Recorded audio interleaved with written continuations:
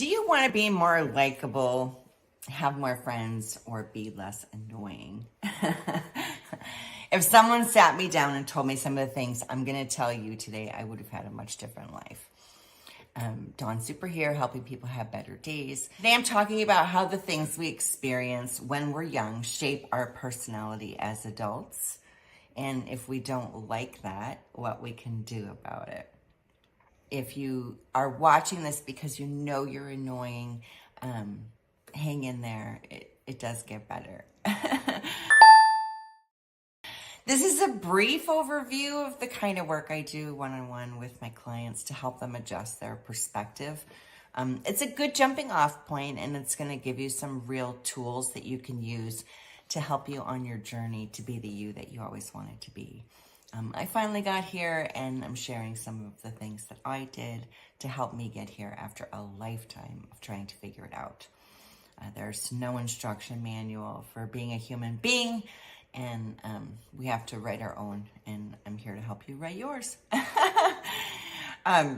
This video is for adults who were picked on, bullied, or avoided, that have a hard time making friends now. So what do I know about being annoying and unlikable? Well, I'm not a doctor or a mental health professional. I was picked on from 1st through 7th grade in my tiny little class of 14 kids. And I didn't have any friends. I didn't feel liked, and I didn't like myself until I was 35 years old. At that point, I started to figure out how to make the right friends for me, and including the kind of people that I needed to avoid. So why am I making this video? Honestly, I'm hoping to cut the curve for someone who's living in the shoes I used to walk in. In many ways, I'm doing this because my younger self wants me to.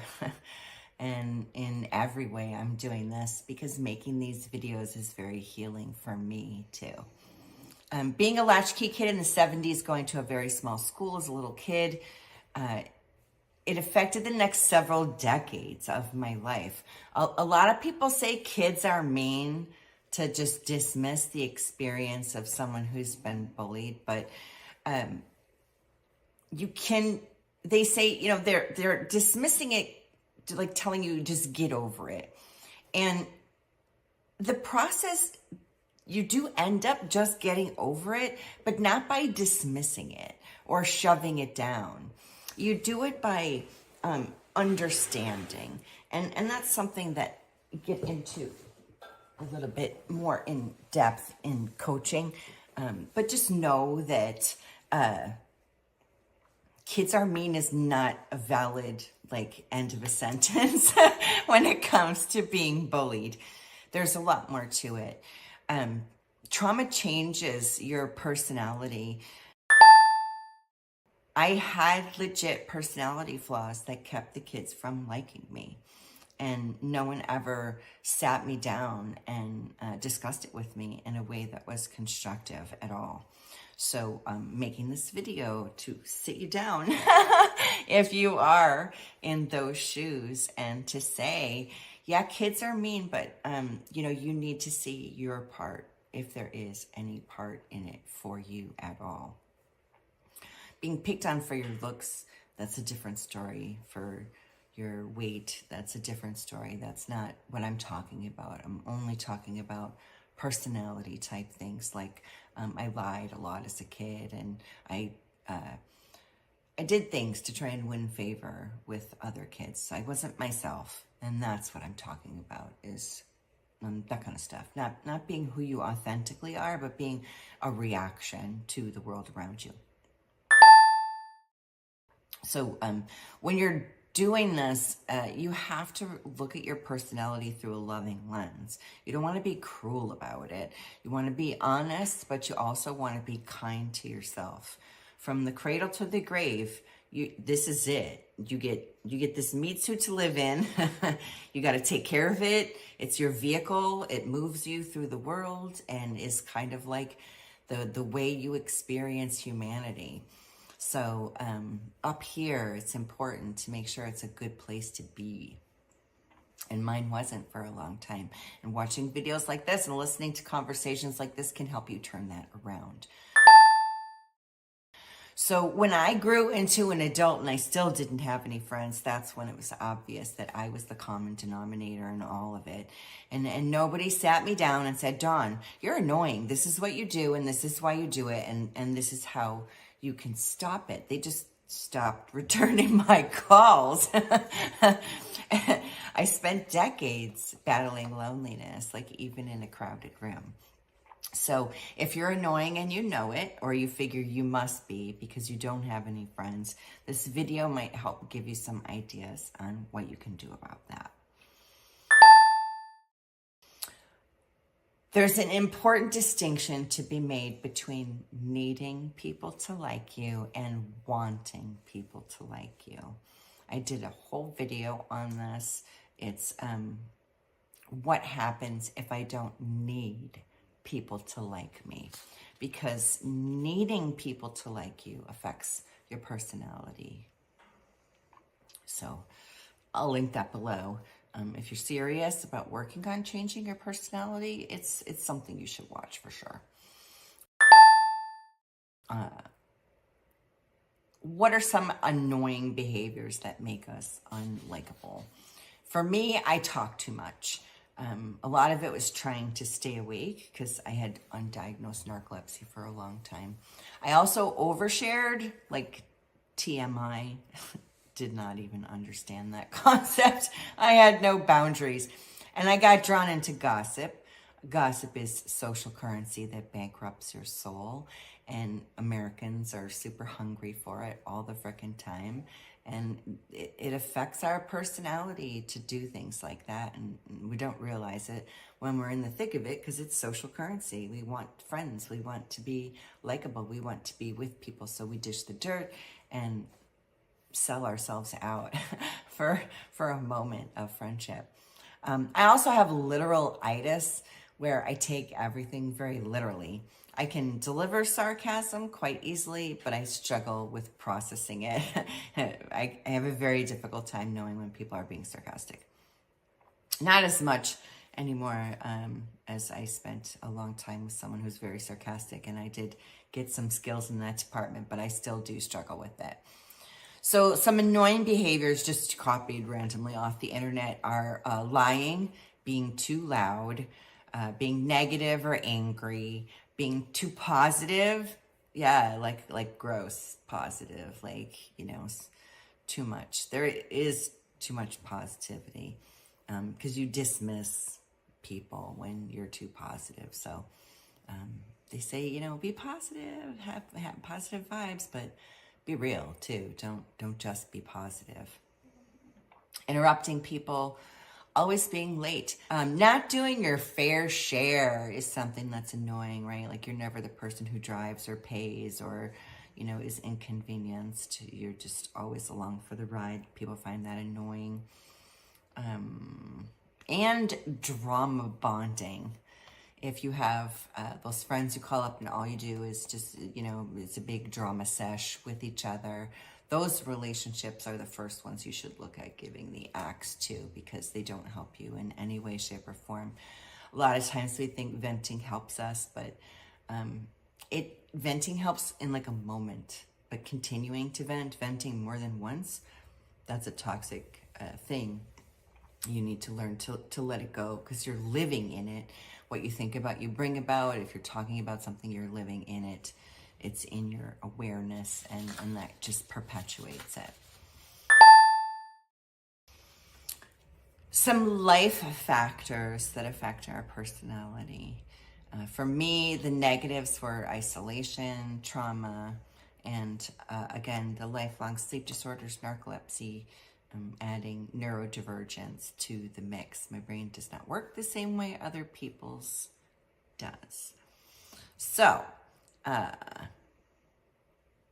the internet also mentions good or bad. It doesn't specify, but your home life, your school life, the way your family treats you, your neighborhood life, cultural influences in mass media also have effects on your personality. whether you have an internal locus of control or an external locus of control. Like, do you do things to please yourself, or do you do things to please other people? That also has an effect on your personality. So how can you turn it around, right? You're lonely, you don't have any friends, you're annoying. Like, what do you do? What are some of the steps that you can take to turn that around? So rebooting your life is not a quick fix. I've literally spent years on it, and I still have things that I have to keep bringing myself back to center on. I can tell you it does feel good right away to start trying different things to help you with your personality.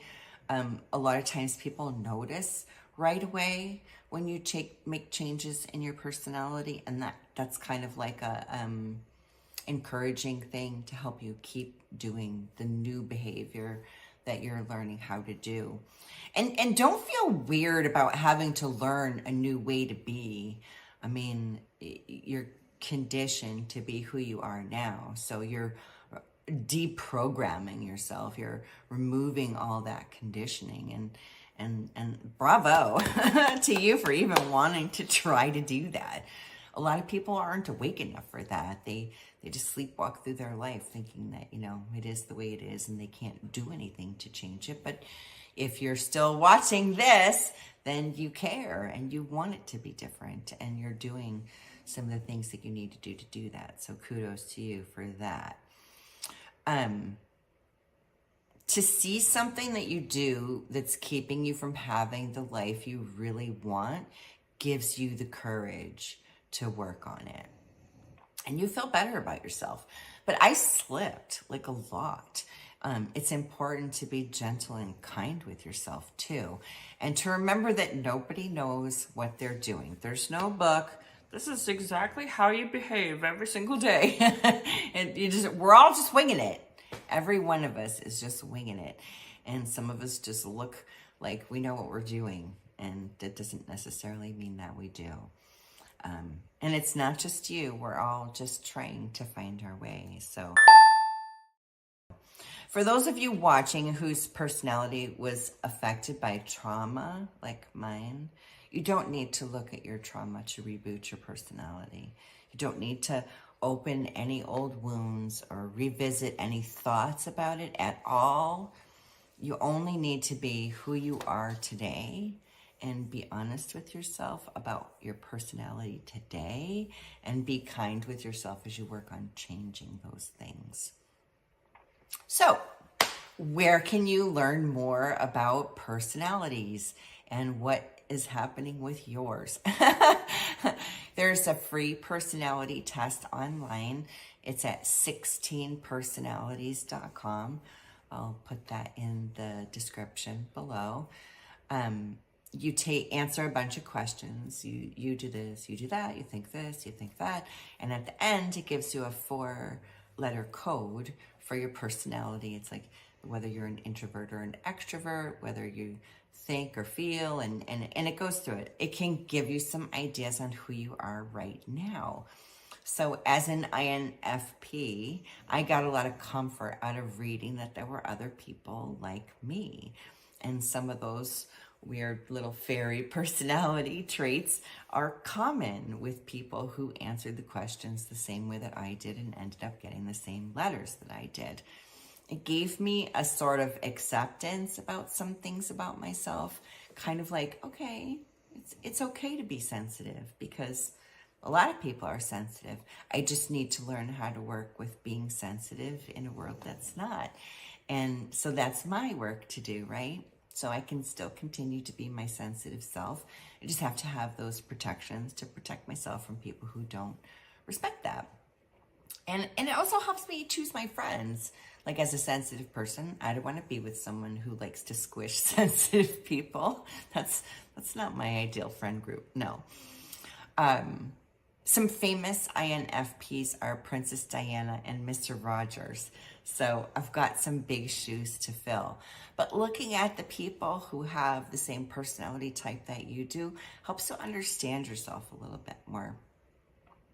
Hysterically, if when I typed into Google INFP, the second result was INFP are annoying.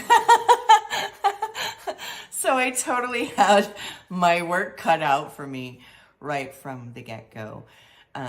Reading about it helped me understand a lot about myself. And what's great is it gives like strengths and weaknesses, and it gives you the dark side of your personality. And like one thing with INFP is we're quick to slam the door. Like we will take things to a certain point, and then we get that door slam and we're just done. It doesn't matter what you say or do, we're just done. So that's what this is, being a human. It's like you got to do the work. You don't just show up and you know what to do. Like you really got to dig into yourself and figure it out. That's the gift of being a human being, is that you can do that. You're not stuck being a loud, obnoxious, lying gossiper. You can become somebody else by learning how to do that. So another test that's free is the 5 love languages. It gives you like a brief overview of like how you show love. If you want to go deeper into the love languages, my friend Anne wrote a book, 18 Modern Love Languages. She's got a 60-page workbook that goes with it. And if you really want to change your personality, investing a couple dollars into doing that is not a bad thing to do. Her website is themodernlovelanguages.com, and you can check that out. Once you see, like you've taken the test and you look at what it says, your personality strengths and weaknesses are, then you can start to get into what's called shadow work. So everyone has, their light side and their shadow side. And the shadow aspects of yourself are things that you might not necessarily want to shine your light on.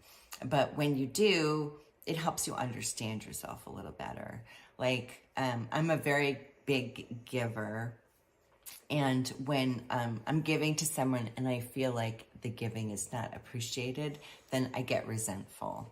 And understanding that about myself helps me know that what happens for me is my giving just gets stuck, right? Like I want to flow through my life. So instead of continually giving to the person who's not responding the way that I want them to, I give it to someone else. And in that way, you can continue to let your giving flow without taking on those hard feels from someone who doesn't respond the way that you want them to.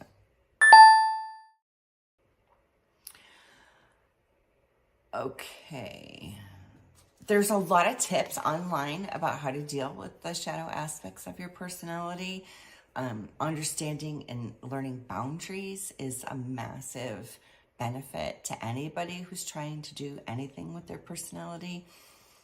If you don't know what boundaries are, if you've never set them, you've never held them, then your personality is most likely jacked because of that. People pleasing, codependent, those kind of things come from not having any boundaries, oversharing, being nosy. Again, no boundaries. A great resource for boundaries is Brene Brown. She's a shame and guilt researcher. She's got a lot of content on YouTube. You can watch all kinds of videos from her. She wrote a book called Dare to Lead. And even though I've never really thought of myself as a leader, I enjoyed her as an author. So I got the audiobook and I found it very life-changing. Very. Especially in terms of my personality. She talks about your square squad and who to share things with. And it's a fantastic book. I highly recommend it. If you identify as an empath, which is someone who feels other people's feelings, like you're with your friend and they're sad and you can feel their sadness, there's a book called The Empath Survival Guide by Judith Orloff. And that will also help you understand yourself a lot and what you can do about the aspects of your personality that you can read about in the book. So, oversimplified, rebooting your personality is a 2-step process. 1, Identify what you don't like about your personality, and then 2, figure out what to do instead. It's simple, but it's not necessarily easy. Like I said, it took me a really long time to make the significant changes. I noticed things right away, and so did other people. In fact, that's how I ended up finding happiness at 41 years old, because at 35, I started liking myself, and I started trying to change some of the behaviors that I didn't like about myself. And in my early 40s, I succeeded in changing like a lot of the behaviors, and I made a significant amount of different friends. I started a new business. I made a lot of business colleagues, and all of those things came together into a little storm of me feeling good about myself, and then boom, happiness just bonked me on the head. So making sure you like yourself is a key component to finding happiness. Okay. You have to pay attention. A lot of this stuff is habit. You have to pay attention. I'll give you one example. Okay, I used to get drawn into gossip. I wasn't necessarily someone who ran to give gossip to other people, but like I would run into one of the moms at the school. She'd start asking me questions, and I would just answer them because I was very literal. And if you ask me a question, I'm going to answer it. And not realizing that by answering it, I was participating in gossip. And I was keeping that going back and forth. And it would feel icky, but I was compelled to answer the question because of my personality. So the only way I could stop doing it was to avoid the people that drew me into gossip. They weren't the kind of people I wanted to be friends with anyway. So keeping that in mind, I would be like, oh, wow, that's really hard. I'm sorry going through that. I'm late for work. I got to go. And I just excused myself. And the more I stopped participating in those conversations, the less I felt icky.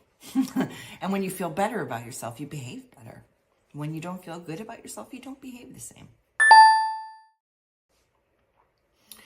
A lot of the work in learning how to make friends is specific to you as a person. Obviously, friendships are not cookie cutter and one size doesn't fit all. So you don't want to be friends with everyone. I don't want to be friends with people who gossip.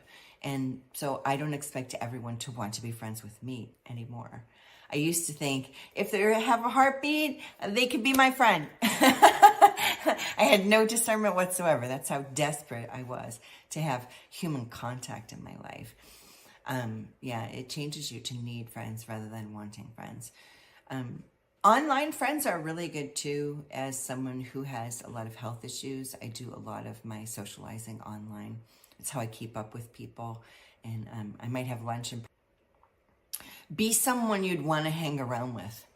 That's something I would tell myself when I'm at a gathering of people, I'm telling a story, and I just remember that I like to talk, and I could talk for hours and hours, and that's not fair, and it's not the kind of people other people want to be around. So I would remind myself, be someone other people want to hang around with, and I would tell my story and then sit quiet, even though, like if they ask me questions, of course I give them follow-up, but not dominating the conversation is something that I had to practice.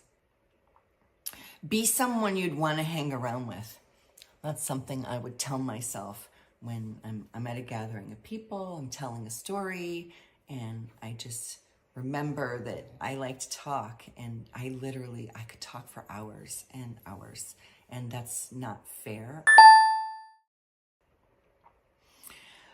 It's also something, be someone you want to hang around with is a reminder for you to be yourself. Like, I don't want to hang around with everyone. I want to hang around with people who like vibe with me. Like, I love deep conversation, and I love laughing, and I love talking about things. And so I'm more of an existential talky person than I am a go for a hike kind of person. So I look for people who like to have coffee and chat. And those are the kind of people that I tend to make the best friends with. People you can go to lunch and have a great conversation with. So give off your own vibe. If you're active, you want to find people that you can do activities with. If you're deep, you want to have people you can sit on a couch and drink a glass of wine or coffee and just chat with. Not everyone likes to do the same things. And it's important to have friends that like to do the kind of things that you like to do. It'll help you be who you want to be.